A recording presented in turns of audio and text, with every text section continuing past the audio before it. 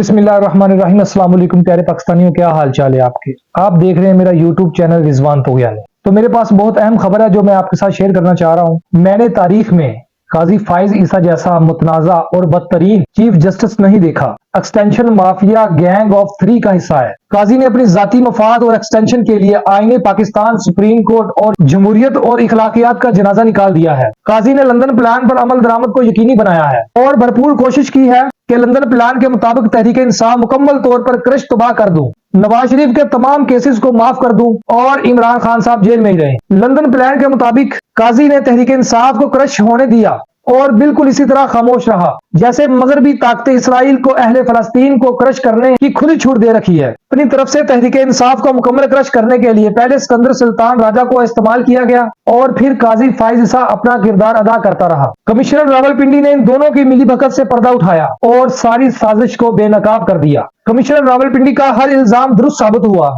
काजी और सिकंदर सुल्तान ने मिलकर ऐसा माहौल बनाया कि तहरीक इंसाफ को मैदान में रहने का मौका ही ना मिल सके। पार्टी इलेक्शन के नाम पर तहरीक इंसाफ से उसका इंतखाबी निशान छीन लिया गया। किसी भी सियासी जमात से अगर इंतखाबी निशान वापस ले लिया जाए तो इस जमात को करादम ही तस्वुर किया जाता है, क्योंकि अगर वोटर को अपना वोट कास्ट करने के लिए बैलेट पेपर पर निशान ही ना नजर आए, निशान ही ना मिले, तो फिर वो किसको वोट कास्ट करेगा। कमिश्नर के इल्जामात के मुताबिक पहले सिकंदर सुल्तान राजा ने अपनी बदनीति जाहिर करते हुए हमसे इंतखाबी निशान छीना और फिर काजी ने 12 जनवरी को सिकंदर सुल्तान के फैसले को तहव्वुज़ देते हुए आखिरी कील ठोका, जब तक कि उनको मुकम्मल यकीन नहीं हुआ कि तहरीक इंसाफ मुकम्मल तौर पर तबाह बर्बाद हो गई है। उन्होंने इलेक्शन की तारीख का ऐलान नहीं किया। 8 फरवरी के इलेक्शन के मौका पर इन्हें यही गुमान था कि अब तहरीक इंसाफ कभी भी जीत नहीं पाएगी, क्यों ना कि जाहिरी तौर पर अपना इंतखाबी निशान ना होने की वजह से जमात मैदान में मौजूद नहीं रह सकती। लेकिन अवाम ने इनकी तमाम तर मनसूबाबंदी पर पानी डाल दिया, इनकी मनसूबाबंदी को नाकाब बना दिया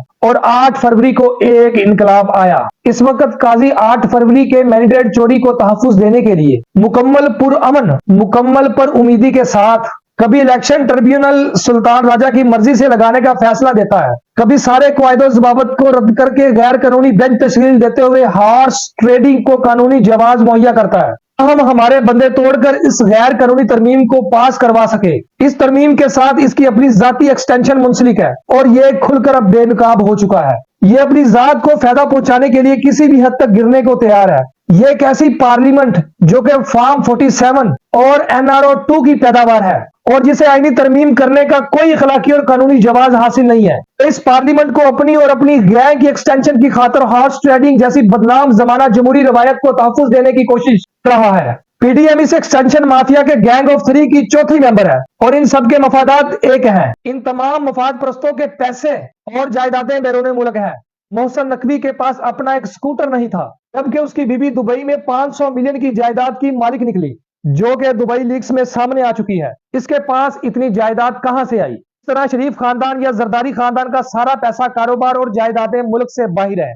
अब ये सब मिलकर सुप्रीम कोर्ट से गलत फैसले लेकर आईनी तरमीम किसी भी तरह करना चाहते हैं और हमारे लोगों के अगवा को कानूनी बनाकर इस 8 फरवरी की चोरी को हजम करना चाहते हैं और एक दूसरे को एक्सटेंशन देना चाहते हैं। लेकिन हम इनका रास्ता रोकेंगे, क्योंकि ये अवाम को गुलाम बनाने का मंसूबा बना रहे हैं। अप्रैल 2022 में जब इमरान खान की हुकूमत साजिश करके गिराई गई तो इल्जाम लगाया गया कि पाकिस्तान दुनिया में मुकम्मल तौर पर तनहा हो चुका था, जो कि सरासर झूठ पर मबनी प्रोपेगेंडा था। इमरान खान के दौर में पाकिस्तान में 2 इस्लामी कॉन्फ्रेंस हुई, जिनमें सऊदी वलीअहद मोहम्मद बिन सलमान ने शिरकत की। इस नौयत की कॉन्फ्रेंस पाकिस्तान में 17 साल बाद मुनक्कद हुई। इस कॉन्फ्रेंस में चीन के वजीर खारजा ने खसूसी दावत पर शिरकत की। अगर सऊदी वलीअहद इज्जत माब जनाब मोहम्मद बिन सलमान के हमारी हुकूमत के साथ तल्लुकात बेहतरीन ना होते तो इन कॉन्फ्रेंस का इनकाद नामुमकिन था। यह सारा झूठा प्रोपेगेंडा जनरल कमर जावेद बाजवा का है।